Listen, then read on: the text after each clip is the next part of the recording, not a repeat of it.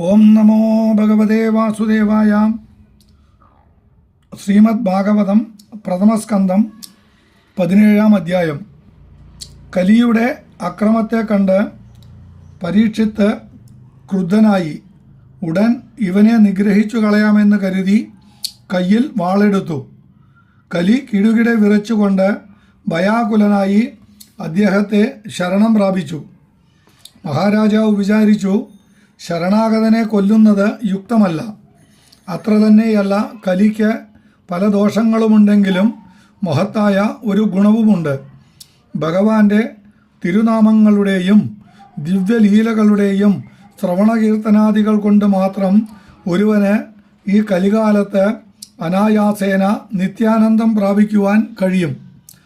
ദേവന്മാർ പോലും അതുകൊണ്ട് ഈ കലികാലത്ത് ജനിക്കുവാൻ ആഗ്രഹിക്കുന്നു. ഇപ്രകാരം ചിന്തിച്ച് അദ്ദേഹം കലിയോട് പറഞ്ഞു, ഇപ്പോൾ ഞാൻ മാപ്പ് തരുന്നു.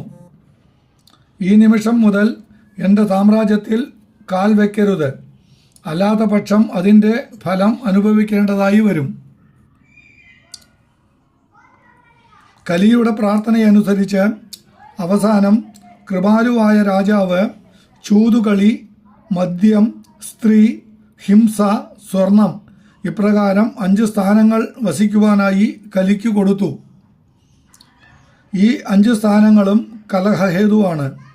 വിവേകി ഇവയിൽ ഒരിക്കലും ശക്തനാവുകയില്ല. തൻ്റെ ദിഗ്വിജയത്തിലുടനീളം ഭഗവാന്റെയും ഭഗവത് ഭക്തന്മാരായ തൻ്റെ പൂർവജന്മാരുടെയും യശസ് വർണ്ണിക്കപ്പെടുന്നതായി കേട്ട് മഹാരാജാവ് ഏറ്റവും ആനന്ദിച്ചു. 18-ാം അധ്യായം. പ്രാരബ്ധം അനുഭവിച്ചു തന്നെ തീരണം. ഒരു ദിവസം പരീക്ഷിത്ത് നായാട്ടിനായി വനത്തിൽ ചെന്ന് അവിടെ ചുറ്റി നടന്നു. വിശപ്പും ദാഹവും ദുസ്സഹമായി തീർന്നു. അടുത്തു തന്നെ ഒരാശ്രമം കണ്ടു. ക്ഷുത്രുട് പരിതപ്തനായി അവിടെ കയറി ചെന്നു. അവിടെ ഒരു മുനി ധ്യാനനിമഗ്നനായി സ്ഥിതി ചെയ്തിരുന്നു. മുനി സമീപത്തു ചെന്ന് രാജാവ് വെള്ളം യാചിച്ചു.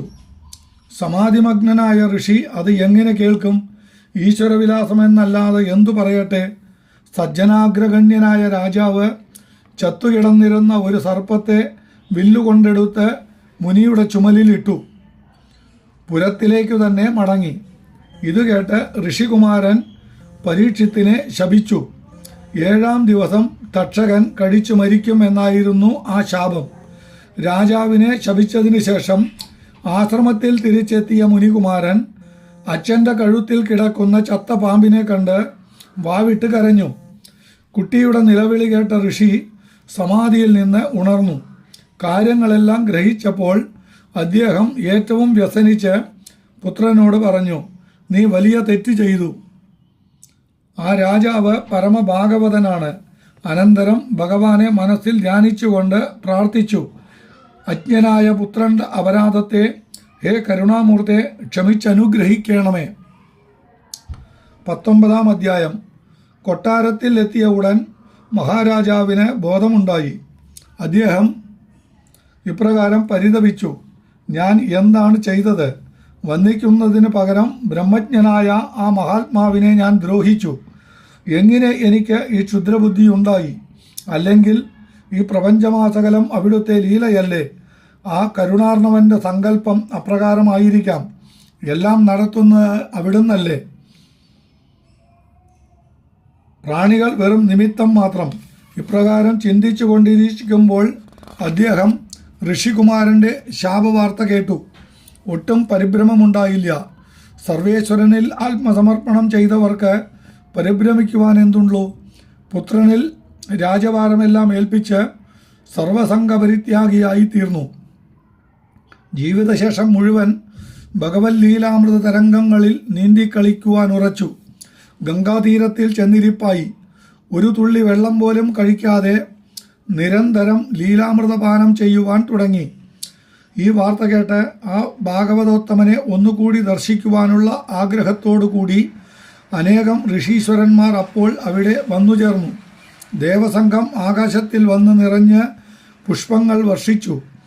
അഭ്യാഗതന്മാരായ ആ മഹാത്മാക്കളെ വന്ദിച്ച് വിഷ്ണുരാധൻ ചോദിച്ചു, മരണകാലത്ത് ഒരുവൻ എന്തു ചെയ്യണമെന്ന് അവർ അന്യോന്യം മുഖം നോക്കി എന്ത് പറയണമെന്ന് ചിന്തിക്കുവാൻ തുടങ്ങി.